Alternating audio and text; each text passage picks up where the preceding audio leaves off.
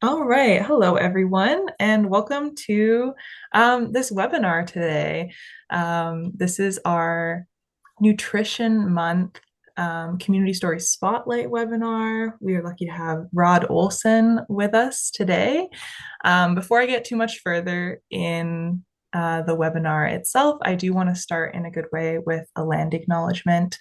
Um, so this land acknowledgement was created collaboratively with two Blackfoot elders in the Treaty 7 area, Dr. Reg and Dr. Rose Crowshoe. So on behalf of the Alberta Recreation and Parks Association, I would like to acknowledge the First Nations, the Métis, the Inuit, and all the people across Alberta who share history and a deep connection with this land. We Mm. dedicate ourselves to moving forward in partnership with Indigenous communities in the spirit of reconciliation and collaboration. One thing we've learned from elders over the years is how important it is to acknowledge where you are, the land you're on, the history of it. I would also like to acknowledge that I am a settler here. I actually grew up in Mohkinstsis, but I'm living in Amiskwaciwâskahikan in Edmonton in Treaty 6 now, and I feel very honored to call this area home. And yeah, important to do to acknowledge the land, obviously, in a good way. And also, as we're going to be talking about growing things on the land, that's an important piece to connect to as well. So my name is Amelia Grinley. My pronouns are she, her, and I'll be kind of the moderator, I guess. There's not much moderating to actually do for this webinar, but I'm the program officer of healthy eating and engagement with Alberta Recreation and Parks Association and Communities Choose Well as a program. And here with me today from our ARP team is Madison Drader, who is the program officer of education and allyship. She'll be helping me behind the scenes with some tech stuff today. So thanks, Maddie. And then just some housekeeping.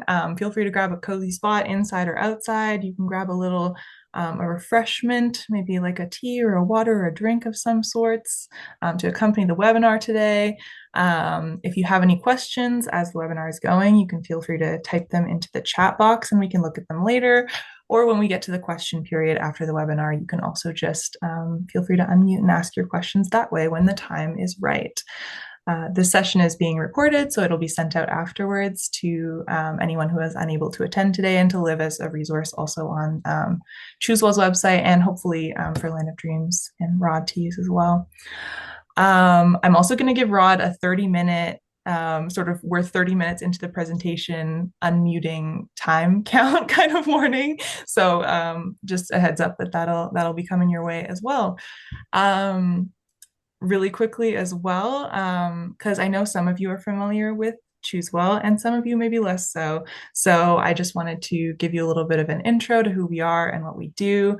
Communities Choose Well is a free provincial program that fosters the well-being of Albertans by engaging and supporting communities to transform their local practices, places, policies, and partnerships so that things like healthy eating and active living are easy choices for everyone.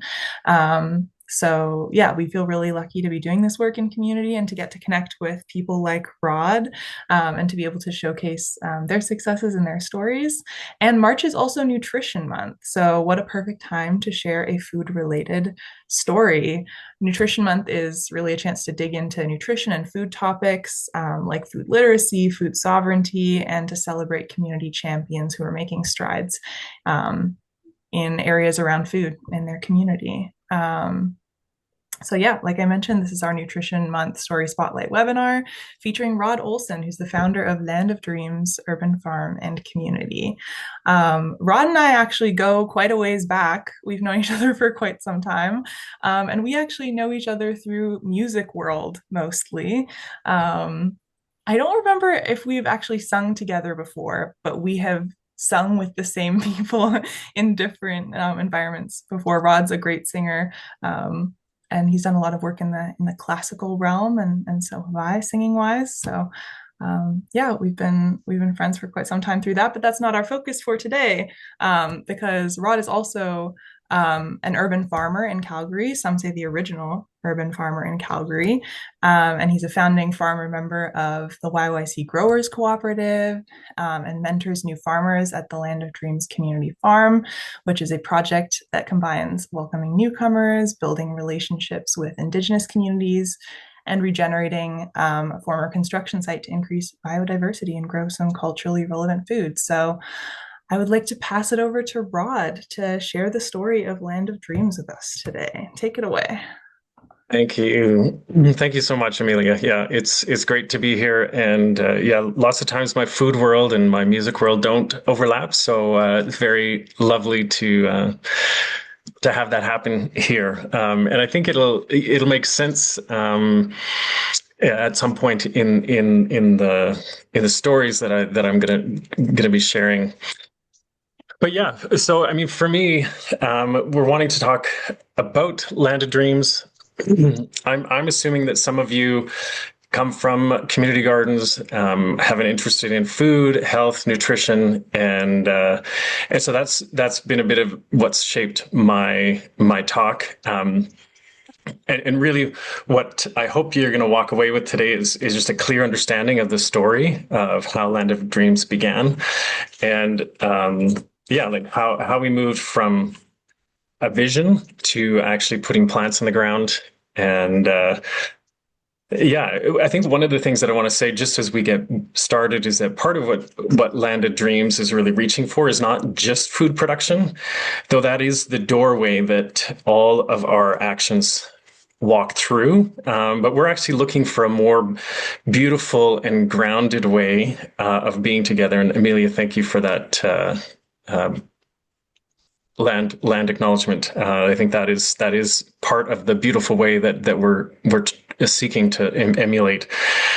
And so, like for us, like in a time, if we look around us in a time that feels very divisive and disembodied, um, I think the gift that we have in front of us is how do we build a life closer to the soil, um, and this provides, I think,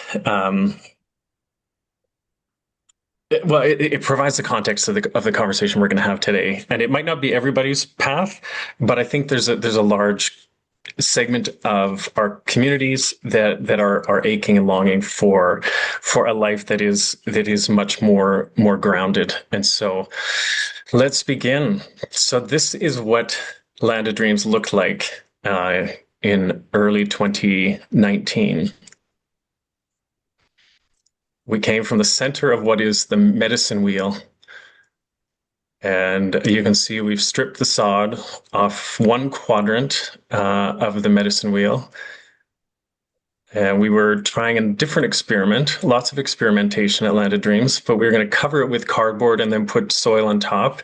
We tried, but the bobcat that was moving the soil just shredded the cardboard. So we opted to go with taking the biologic matter of the topsoil, or not the topsoil of the grass, and moving it in order to kind of build the beds. But there you can see we're in the industrial area, and then right there, as the video stopped, was Stony Trail. So yeah, we're on the edge of 61st Avenue on the north of us, and 84th Street on the east side of us. And so that initial design was of the medicine wheel, and that was super important to us. And one of the things that I've often mentioned to people when they come to Land of Dreams is that if we don't design with a sensitivity and a welcome to the First Nations, we by default are actually excluding them, and then all of our design work and our our efforts have to play catch up.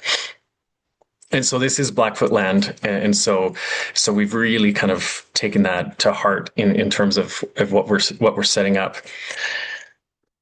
And so yeah, this is a bit of a funny text. Why did Land of Dreams have to exist? Because in a sense, I think it is really something that is key.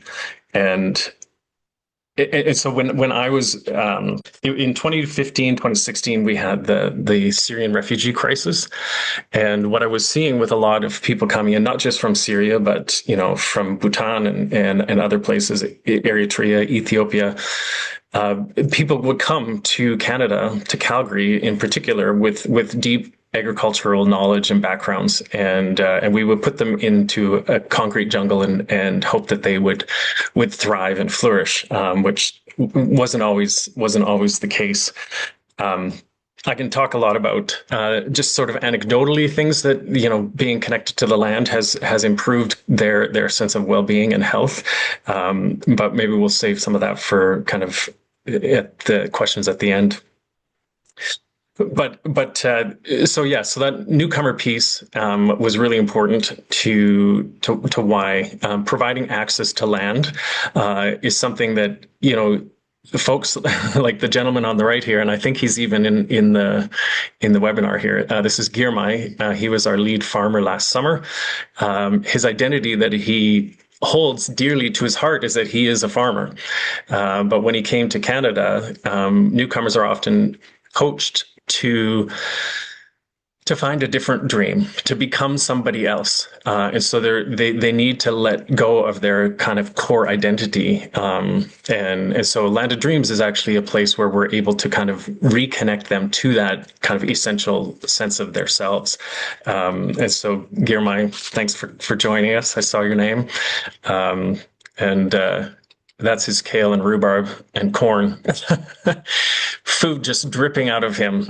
Anyways, so that's one of the reasons we feel like it had to exist. The other one is as soon as we got the RFP from the government, which you'll learn a little bit more of, when the government gave us land, it was like almost like an energetic moment of recognition where I'm like, well, I know who needs to be very much a part of this, and that is the Indigenous community. Now that wasn't just a moment in itself. I call myself a regenerative farmer, which means I work in the boundaries of nature and trying to improve nature while we are growing food. And and I had this experience in my so Leaf and Lyre was the original kind of backyard farm that I was part of, and I was pulling beets. I make a killer relish called hot pink, and beets and horseradish. And while I was pulling the beets, I was it was like I was getting flashes in the vision of my eye or whatever behind of the 100 years ago, the settling of our country, and it was almost like the land was saying, "You think you're regenerative by what you're trying to do with the land," but it was like the land was saying to me, I'm not going to be regenerated until this trauma, until this genocide is addressed and kind of reconciled or healed. And so it became a really strong guiding idea in my own life. And so I knew that if we had this land-based project, it had to have the Indigenous kind of community guiding and leading us in that. And then the other players in this kind of origin story was the city of Calgary and the province of Alberta. And so they were wanting to look at, we want to do some agriculture. We want to see how urban agriculture, the city of Calgary had just published a document called Calgary Eats, which kind of put them on the map in terms of local food work and reorienting like the city's thinking around food access and increasing our local consumption. Just and there's all kinds of reasons why we would want to do that. I think most recently we all experienced the empty shelves of COVID and showed us just how fragile this global food system is. And so like building deep connections with your local farmers is a real huge act of resilience. And so that's why we think it needs to be here. And then we're also recognizing that it's a little bit more than a community garden. Did I miss a slide? No. I think my notes are. Oh, yeah. I mean, I've kind of talked about all of this in the previous slide. That's why. um, but yeah, the land again, super important. The story I wanted to say about more than a community garden is that what we found early on with the newcomer community is that they would go to our community gardens in Calgary, and they would see the boxes, the 4x8 or the 4x12 foot boxes, and they, it just didn't make sense to them. So they wanted access to a larger pieces of land, and so each of our circle plots are, the size of a small backyard, 550 square feet roughly. So that became, sort of the guiding, and that was still small for many of them. They wanted kind of access to much larger spaces. And then from the city or from the province, what we're allowed to do there is it's called extensive agriculture. And I think that is again why we ground everything that we do in this agriculture, food growing kind of perspective, and then we add the color with culturally diverse and culturally relevant foods that folks like Odessawa on the side there are involved in growing. And so let's just talk a moment about what guided what we kind of created. The image on the right is actually a ceremony that we enacted just early last spring, and it's Elder Herman on the left, and then a few of our community. But you can see in that box of soil, there's some soil there, and so what we had done is that we ended up, I'm getting ahead of myself, but we entered a relationship with a development company, and so what we're doing is we're actually speaking to the soil through ceremony through Herman, and because we were going to bring soil that was close by and bring it onto our site, because when Amelia talked about it being a construction site, there's only 2 inches of topsoil, and so if you've grown any food, you know that carrots or potatoes do not grow in 2 inches of topsoil. So we've been looking to kind of build that soil, but the story here is just like we lead, or we do the work that we do based on the guidance and leadership of our elder Herman Miniguns. So he's from the Piikani Nation, and he was super thrilled to be called in kind of ahead of time. He's seen countless times just how the Indigenous story or our efforts for reconciliation are often a second thought, and we call them in to kind of fix up the problems. And I'm not saying we've been perfect; we've had to call them in to fix up some of our problems as well. But this is the intent here is to kind of really follow that Blackfoot tradition.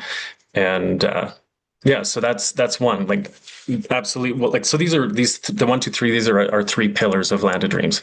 So yeah, Blackfoot is number 1, and then number 2 is this whole idea of regenerating the soil, and so I already shared the story about why the soil regeneration also includes kind of our first pillar, and then the welcoming of newcomers. So before we kind of got launched, I was doing a contract with Calgary Catholic Immigration Society, CCIS, and so they became our partner in the beginning, because the province required a not-for-profit to sign the license, and so they were fantastic at building connections with different newcomer communities, and understanding, like, new crops of folks that are coming to Canada, and so that is sort of the three pillars.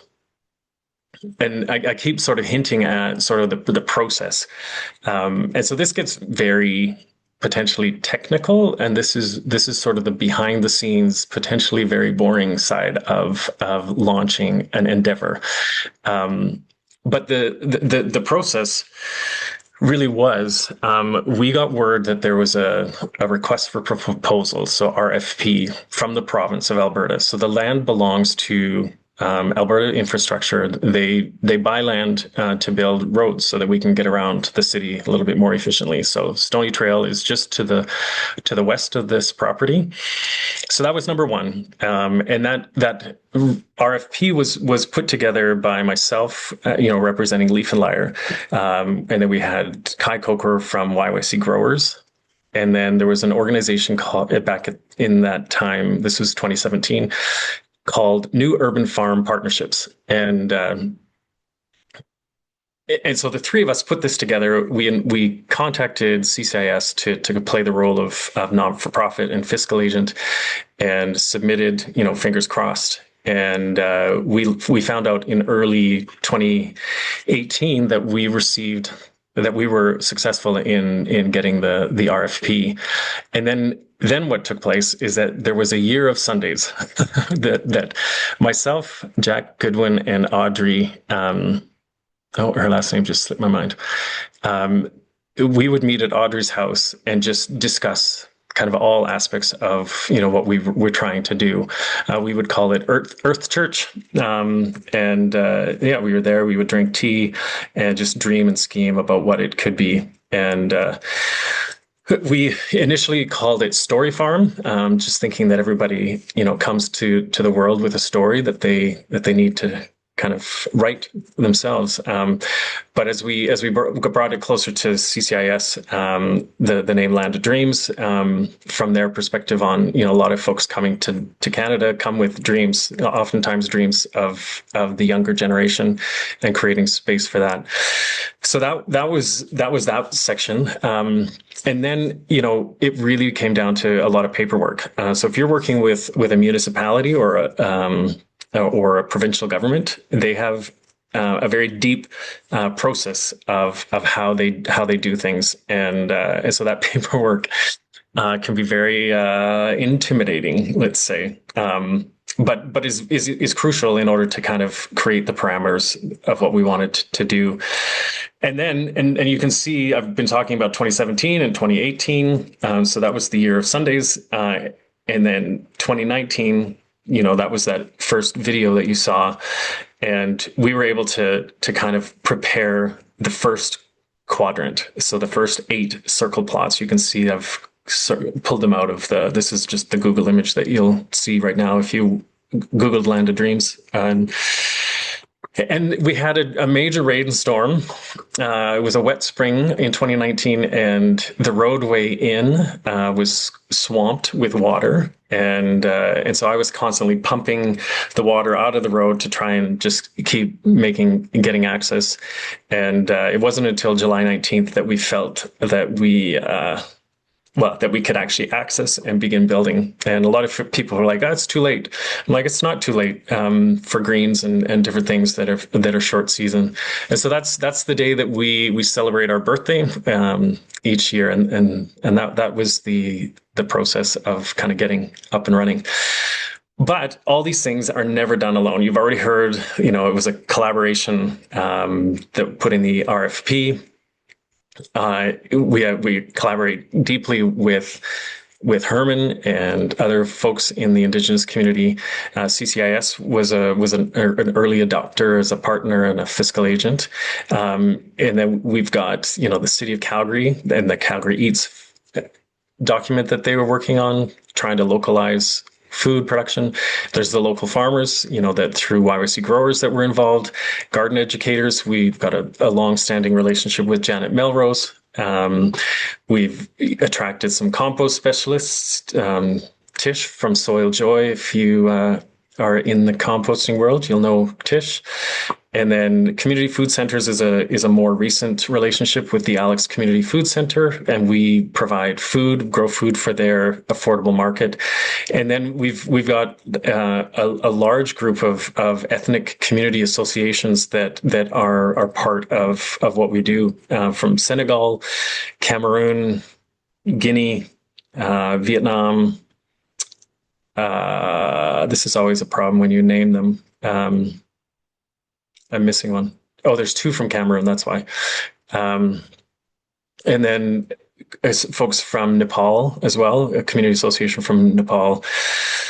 And then at the bottom there, I just really want to take a moment to express deep gratitude for MCOR Development Corporation. So this kind of changed everything in the last year. They built us a new road, so now we don't have to worry about heavy rainstorms. We've got a beautiful road that two cars can go out. Before it was a dirt track that if one person's coming in, you got to wait till they're all the way in.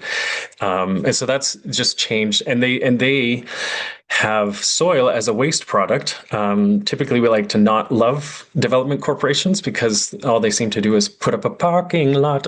But this soil becomes a huge resource for us. I mentioned we have 2 inches, and so he's got. And if you don't know the scope of development, in 2024, MCOR paid $1.5 million to throw soil in the garbage, basically. I mean, it was used in not necessarily the garbage, but I say that to be pejorative. And so we are so happy to have this connection, because now we know that the amount of food we can grow has just multiplied exponentially. All soil on site has been built or purchased by us along the way. And so this relationship just really expands. So a fantastic use of partnership when you're thinking about these kinds of endeavors, because in fact we can't do it alone. And so then there's some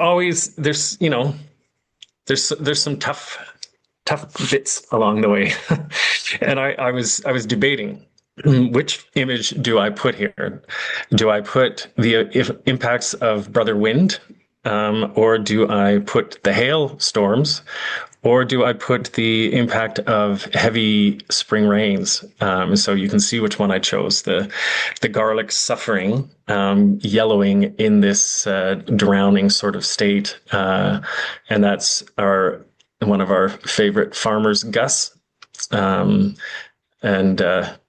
yeah, they ended up rescuing the garlic, replanting the potatoes, and this area is now under 2 feet of bark mulch, and we're doing raised beds on top of it. But yeah, so like it's not been like an easy, straightforward path at all. Like, so Mother Nature is your business partner, and I've experienced this since I started my farm in 2010. And so, like every year, you're not sure where the hail is going to hit. It's going to, but maybe you miss it this season in Calgary, or maybe you are right in its path. And so that is devastating oftentimes for people who are putting a lot of love into their growing. But it's something that you have to be prepared for in a land-based and a nature project. And if you read some of the science, they're pointing to the fact that the chances of having simple weather is behind us, and we have to be ready for kind of a bit of chaos in our weather systems, our rainfall, things that we used to depend on, we can't depend on as clearly. But I say that, and I have a pretty deep respect for how, if we treat the soil in a good way, and if we all get on board with that, we can return weather to some more predictable patterns. We can debate that maybe in the questions. But yeah, so grit. I love this word. I think it really emulates farmers across the globe. People that make their living and livelihood from depending on, growing food in a world that is not so predictable. And grit is like courage, resolve, strength of character, commitment, getting up, when you've been knocked down, resilience. And I think that is, we've learned to increase our grit, as we apply to, as we work in the fields. One example, we have the Cameroonian community, and they've recognized that black nightshade, which is a foundational green that they grow and eat, actually does really well in Calgary. However, last summer we had so much rain, and it turns out that black nightshade doesn't love all of that rain, and so they had, in effect, a crop failure. I think they got a few harvests, whereas the year previous, with the super warm weather, they ended up getting just a bumper harvest. And yeah, like if you're following Land of Dreams, you'll know about Black Nightshade and their dream to kind of feed Calgarians an alternative to spinach. And so maybe you'll be able to taste it this summer. And then the other hard lesson was right at the beginning. Like you saw the pillars. We've got Indigenous knowledge and ways of thinking and ways of knowing. We have the land itself, and then we have newcomers coming from all places of the globe. And one person that critiqued what I was trying to do was like, pick one. Like those are three massive kind of social issues, and people are going to get confused. They're not going to know what's going on. But I couldn't see a way forward without merging them all in one project. And so I think complexity is the path to solutions. However, we need to turn that complexity into something simplicity. And so, if you want to geek out for me a minute, I ran into the work of Rand Stephen, and he's got a book called Anti-Complexity, and really is looking at the our neurology and what we can take in as as our human brain, and not kind of overload our systems, but still get the work done. So it's been foundational to me, and so that anti-complexity has been a long lesson for the last 8 years working here. And I think, what it's bringing is much more role clarity with our partnerships and boundaries there, and clarity to how we're expressing our vision. Yeah. All right. And this is probably one of my favorite photos of Land of Dreams. This is Sham, and she's one of our best dancers. And I guess that's what I want to speak to, is that you don't have to be a farmer to belong here. Sham loves to dance. She loves to kind of play with different staff member, and and I guess what I want to say about this, is that I care deeply about justice, and I think that, you know it might be obvious that I'm trying to make a better world, but I do not call myself an activist first, and I think that's been troubling to different people we've had along the way at Let It Dreams, because I mean, what we are doing is very, very much adjacent to activism work that is happening and is required. But I think the stance that I take is that, or what I've realized is that I'm settling a little bit more into the fact that what I'm trying to build is beauty. And with actually an article that I read just, maybe a couple of weeks ago from the Templeton Foundation, and it talking about beauty and the fact that, now that, like, beauty is not something that we've ever studied before, because it's culturally, anchored. It's perspective, it's personality, and yet they're finding a way forward now through, depths of research in psychology, but also in neuroscience and how our brains function, in beautiful spaces. And what they're showing is that beauty is not just superficial. And so I don't mean that when I use the word beauty.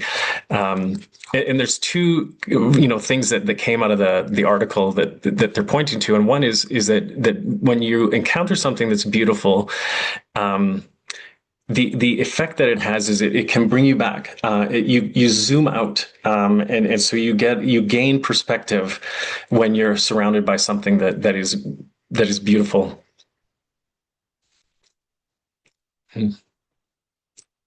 Wow. Okay. Um, yeah, it lost, like, we've all heard the phrase, you can't see the forest for the trees. And so if you come to Land of Dreams and you've got incredible pressures on you, for your day-to-day existence, survival potentially, even yeah, making it day to day.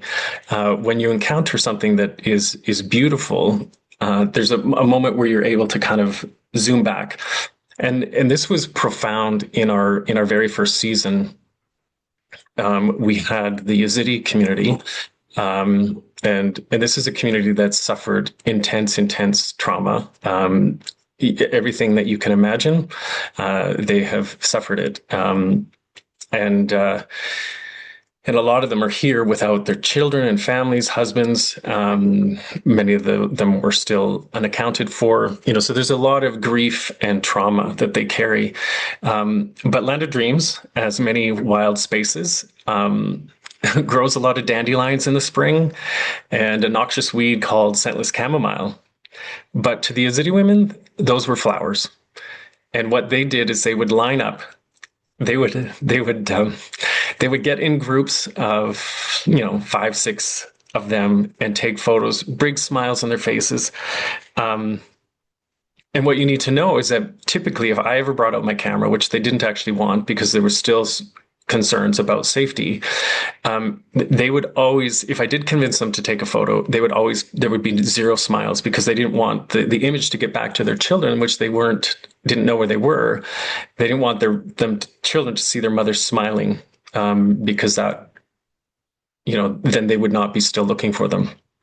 So deeply haunting and a difficult place to be, but having dandelions, and you maybe don't think those are beautiful, but the copious amount of dandelions, is a statement out at Land of Dreams. And so I think in that moment they're able to get that perspective. They're able to let go of this pressing pain and the struggles of just day to day life. And so I think that's again why, I'm not gonna. Yeah, so that's why beauty, I think, creates this platform.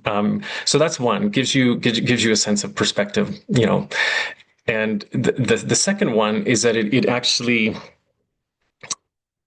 um, it helps people become more integrated, kind of in themselves. Like there's something, the beauty somehow goes internal and satisfies something deep inside. And once that's satisfied, it actually also opens you up to connection. And so like beauty, it doesn't just become a decoration. It actually is, the infrastructure for belonging. And so like when something is beautiful, I think it makes space, for folks. And I think that space happens in a way that's just much more inviting than kind of advocating for rights. And I'm not disparaging that. That's a necessary part of our journey. It's just not what we're doing at Land of Dreams. Yeah, so when beauty can be then shared across cultures, it creates that belonging. It creates a sense of purpose, and it increases your care for the common good. One of the things that I learned from our community is that they keep saying, "We're all the same. We're all the same. We're all the same. We want the same things. We want safety and protection for our children. We want good, healthy food. We want our kids to be thriving." Yeah, so I think that is a real foundation to kind of what we're doing, and maybe something that I haven't really articulated because I'm always a little afraid to be the artist. I'm trying to do real work here, not just be an artist, but I think I've realized that the art is in creating a space, architecting a space where humans can flourish and find that flourishing. And thankfully, I'm partnering with the earth, and I think that is probably the best partner, for that work because, I mean, take a moment, look around you. The beauty, the diversity, the intricate animals. Yeah, it's a smorgasbord of beauty. Um, This is your 30 minutes, Flowers. Rod. Thank you, thank you. Um, okay, I think we got on a bit of a tangent there, and I thank you all for coming along with me. The other thing that I wanted to talk about in terms of you don't have to be a farmer to belong here, it's just this idea of participation. And what we've seen over the years is that people come, they've got these skills, and they right away they attack the soil as if it's their soil in their own home country. And so we've seen very unique ways to do gardening. And what I love about that is that they're applying skills and knowledge that they have in this strange place. It's grounding for them. It reminds them of who they are. Again, like I mentioned Girmay earlier, and but what happens is that we've got very heavy clay soil, and so when you're kind of making, I call it sandcastles, because it's practices from a very sandy soil base, where the water just kind of goes in and infiltrates. We if you make a sandcastle and put water on our clay soil, what you're in effect doing is creating concrete. And so we've had to allow them experiment, explore, what it is, what it means to farm for you. And then once you've had that taste, then we need to start bringing you into what actually works with this soil. Yeah. So yeah. Everyone belongs, and this is culturally, this is, politically, and it creates for discomfort. But I think what we're trying to do is find a way for that, all of the differences that we see, to kind of find grounding. So another part of the beauty, is healthy soil, which just creates that cascade that's in the title there. Um, and yeah, we're 143. I'm tracking. Thanks, Amelia. Um, Yeah, when I think about nutrition, and this is my little plug for nutrition. So I'm a certified nutrition farmer. So I studied with Graham Sate. You can find his TED Talk, and really what he's doing is he's bringing just a clear recognition that soil health is community health. Like soil health is where you find that health from. And so I think about, like, we could do a deep dive into the science of nutrition, the chemistry, the biology, and the physics of soil, or we can also talk about the art of nutrition. Speaking love to your plants, recognizing that we're all water, and now we know that water is sentient and understands things. Maybe you don't, but follow Veda Austin, and you'll be kind of pleasantly entertained, and educated.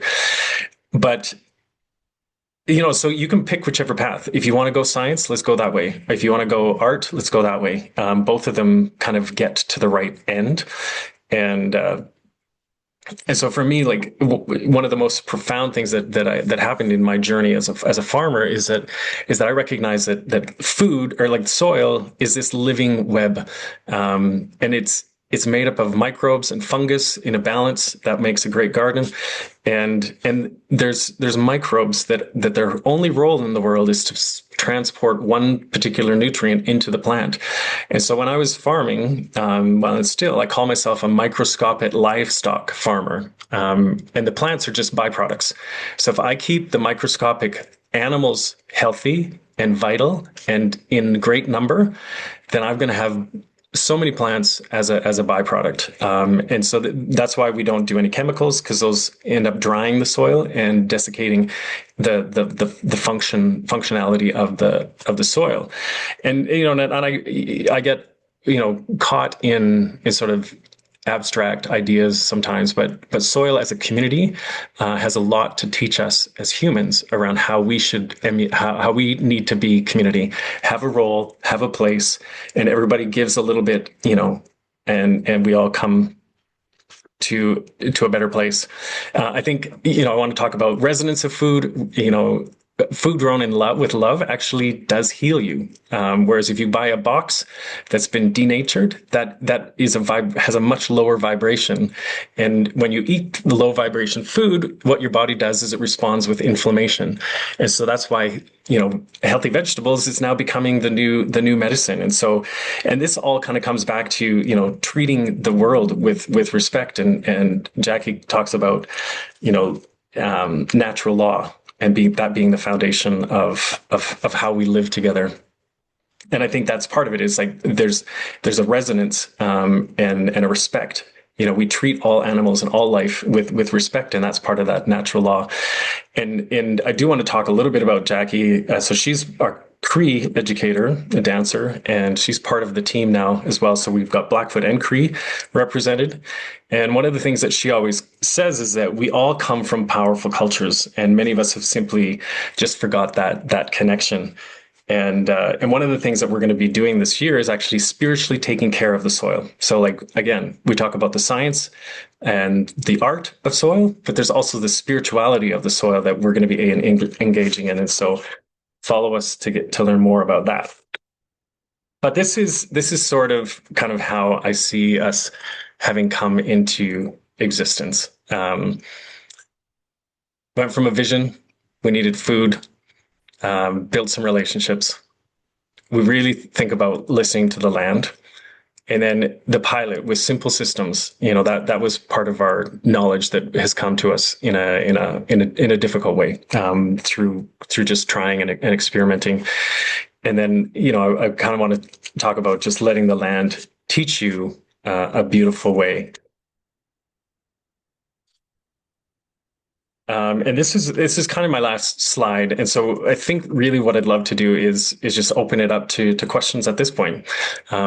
I have one final slide that has just our contact information on it, but yeah, start intentionally and start with belonging, and start with the land. I mean, for me, everything does rise and fall around the soil, and as we heal the soil, I think we heal ourselves because we are soil.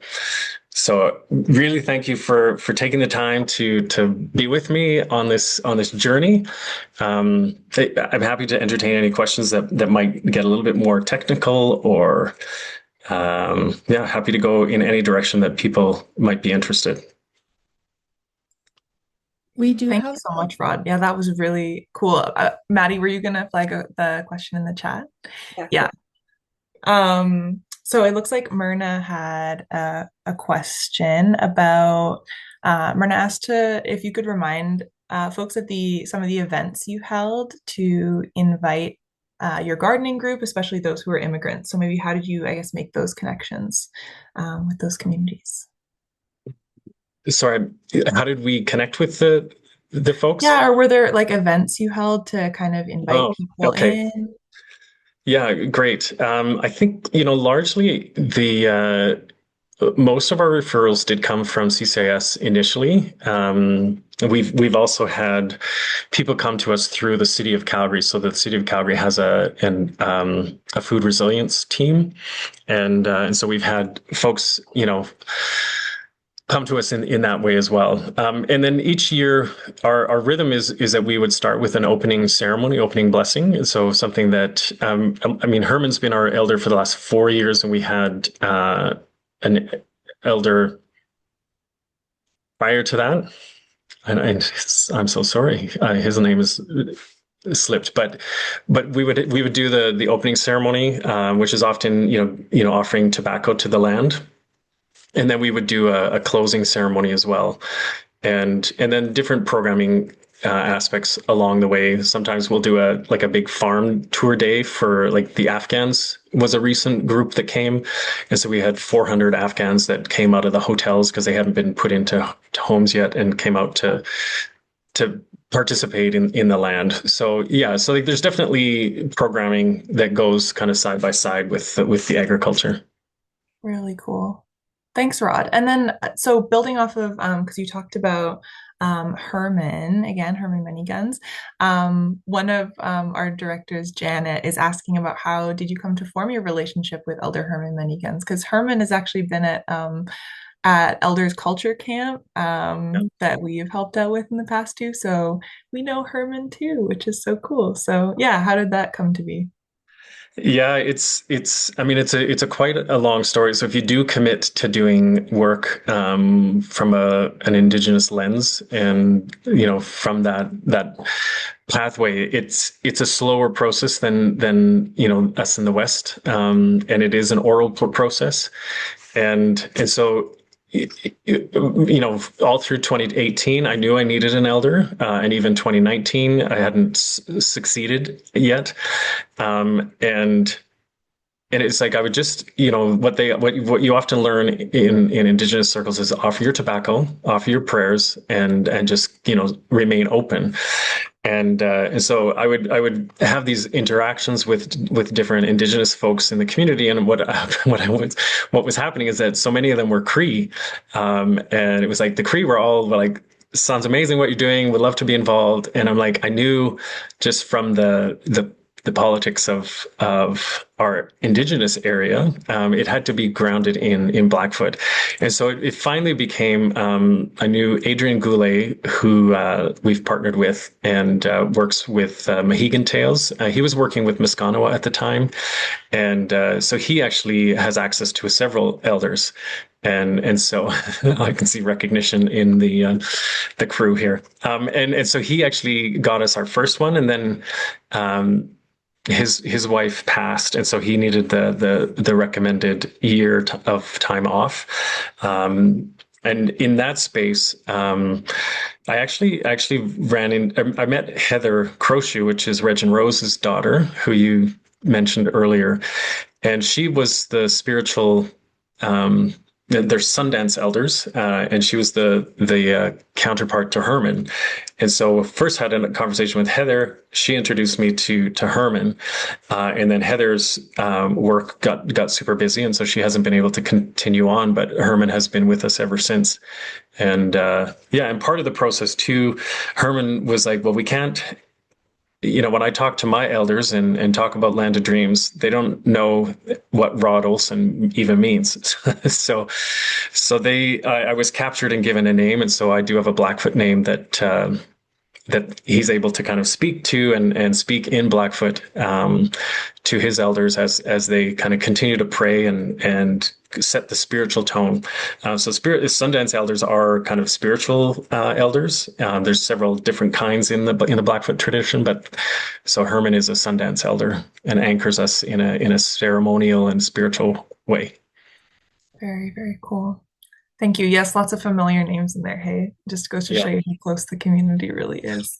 How close Um, and also how few that's true. are doing the work, and that is something that I think we often have to just recognize. Like they've got a lot of work to do. We're asking them to do a lot for us, but they also have a lot of work to do in their own communities. And Herman has mentioned that tension many times as well. And it's just a factor of the lack of support, foundation, um, respect that was part of the creation of this country.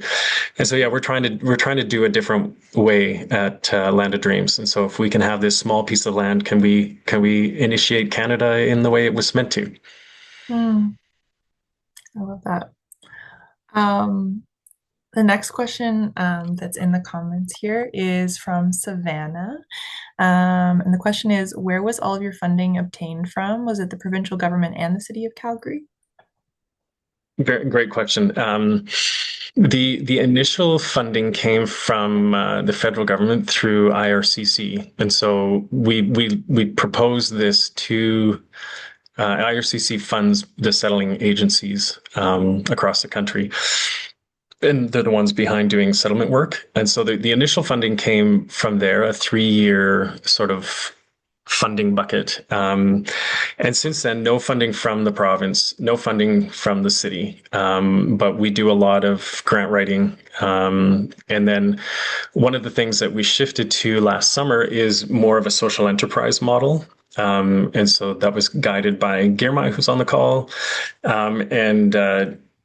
And what that meant is that we're just trying to do cost recovery on some of the food. So we know that we're growing some of the best produce as we continue to elevate the soil, and that's a valuable resource. And so we're looking to kind of build the sustainability into it. So it's not just grant writing, but we can work with a bit of an economic engine as well.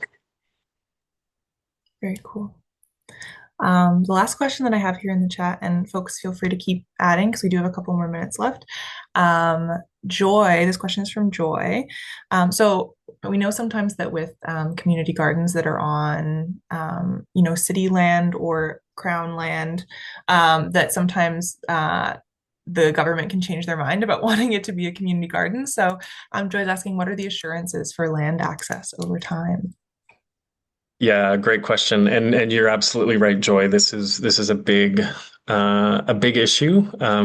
Land has a much longer term than what the city has, and so I mean, what I can speak to is Land of Dreams, and so what we have, we were given a 3 year lease. And once that 3 year lease was up, the province was shifting to a license program, and they were trying to encourage me to sign the license. So I think they gave me a 10-year license with the option to renew for another 10 years. And so we're I think 4 years into that 10-year license. So we've got another 6 plus another 10, so another 16 years, which we feel is a good long time. Now the thing with the position or the piece of land that we're on is called the Transportation Utility Corridor. So they've got some very high pressure gas lines that are going from down south all the way up to Nisku, and so we know that they're not going to do anything there. We're not actually allowed to do much on top of those other than maybe grow a few low lying plants. But what it tells us is that we have land on the west side of the pipeline, and they're just, it's going to be a pretty long term situation. So even after the 16 years, we could potentially still have capacity, and so that's partly why I keep my eyes focused on provincial land, even though I do know, and maybe Joy, maybe you're aware as well, that the city has a whole kind of list of land available for growing, for community people to grow. And but that's the tough piece is the fact that it doesn't last forever, and so it's difficult. And especially if you love soil like I do, then you're tempted to then like, I need to move this living friend of mine off to try and transplant it somewhere else, or we need to come up with ways to do growing in containers like they did on the old Olympic site in Vancouver.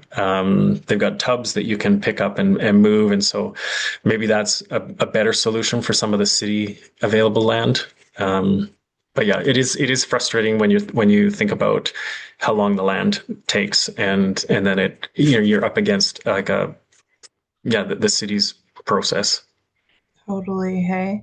Yeah, I know a number of, community gardens that have, really tried to, again, cultivate soil health on a particular plot. And then, if they get moved, they have to start from scratch. So it's so amazing that you have, guaranteed access to the space for as long as you do. I'm really happy Yeah, to hear yeah, we feel very, very grateful, and we have a really strong relationship with the province. They do love what we're doing, and we want to showcase that we can actually even surprise them with some of the outcomes that we want to get, like biodiversity. Like, I mean, there's a whole carbon sequestration conversation in regenerative agriculture, so we could be doing, carbon sequestering work on behalf of the province, and then yeah, just increasing diversity, biodiversity, yeah, in a very clear outcomes based way. Awesome. I noticed we're at time, so I think you should move on to your next slide of how Oh folks can maybe get in contact with you. yeah. Yeah, go ahead. Yeah, I mean, so I mean, we do have many ways to kind of hang out with us, volunteer. You can partner in different ways. We're always looking for skilled folks. You can donate. Right now, donations would go through Calgary Catholic Immigration Societies. So if you want a charity receipt, you can do that. You can join us and help us grow the dream. And if you want to do any of that, just send us an email at info@landoddreams.earth, and we'll be sure to kind of respond. Richie will respond to you. He's on the call too. Lovely. Thanks so much, Rod. And I noticed that there were a couple of other really good questions in the chat that we don't have time for, unfortunately, in this webinar today, but maybe that email is a good place to ask those. We had some questions about where the water is sourced from and, where we can find parcels of land that folks can use for their own projects. So I'll maybe leave Perfect. that to some communication outside the webinar. And I just want to thank you again, Rod, for sharing all of your wisdom and your knowledge with us today. Really, really amazing, holistic, cool project that you're working on. Project seems like such a small word for what it is that you're doing. So yeah, we're grateful you could join us today, and thank you to everyone on the call for for your time. And I will release you into the rest of your Tuesday. Thank you very much, everybody. Thanks, everyone. Yeah. Take care. Thank you so much. Have a good rest of your day, guys. Thank you.